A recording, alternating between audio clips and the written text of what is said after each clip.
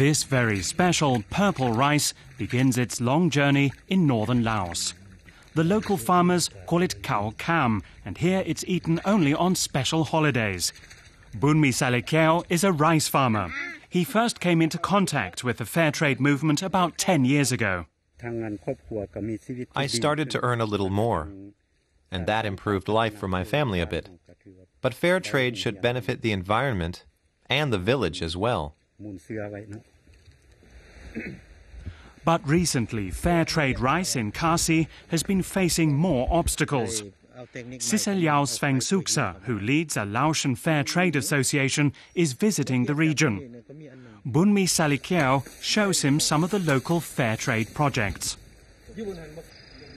There ought to be an irrigation dam here. The idea was to use the existing rice fields more efficiently to stop farmers clearing forest for new fields. The dam was much too small for the needs of our farmers here. We used it for a while, but now it's falling apart. Many villagers in Khasi think they've profited too little from fair trade in purple rice. Bunmi Salikeo is among those who says the sales figures are still too low. So more and more farmers are doing other sorts of business. Chemical fertilizers and pesticides are in demand as never before. A neighboring farmer, Lueng, has decided to try them out. Although most fair trade producers reject their use. Instead of fair trade rice, he's now growing maize for businesses from Vietnam.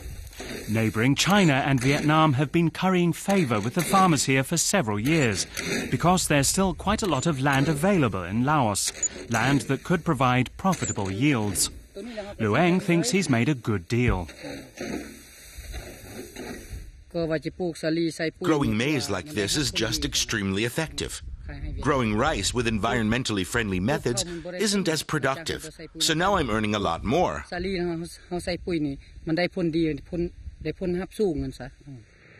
Quick money versus sustainability.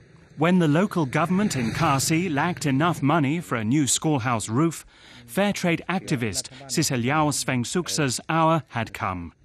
The proceeds from selling purple rice provided the rest of the funding, but he too sees that in the long term it's not enough for the farmers. I think it's a farmer's daily life that preoccupies them.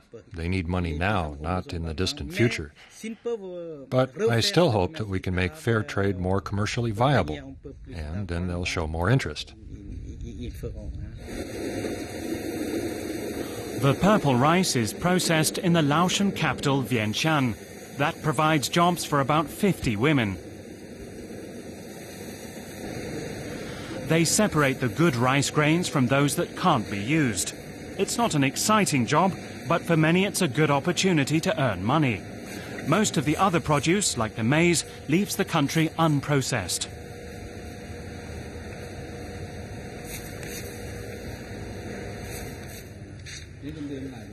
This worker says she earns the equivalent of about 70 euros a month. That's slightly more than an average worker's wage in Laos. So, as a promoter of fair trade, Siseliao Swengsuksa constantly tries to find new markets and cultivation areas for purple rice. He thinks fair trade still has great potential in Laos. We can't compete with our neighbors Vietnam and Thailand in quantity and price because they have better infrastructure and they have seaports. So we're concentrating on fair trade and quality. The last steps before the rice leaves the country.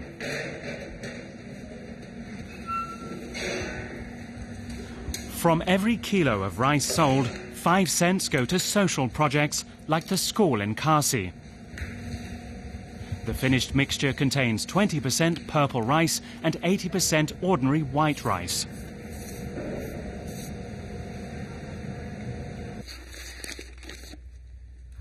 After traveling 9,000 kilometers, the rice reaches its destination, a fair trade shop in Germany. Neither the sales staff nor the customers here know about the difficulties involved in cultivating and producing it in Laos. People are excited to find purple rice because it's unusual, but we want to sell quality above all. Customers should buy it because it's good and then because it's reasonably priced, and they're supporting fair trade. But to date, sales in Germany simply haven't been sufficient to truly improve the living conditions of fair trade farmers in Laos. Young chef Thomas Müller has always wanted to try out the purple rice.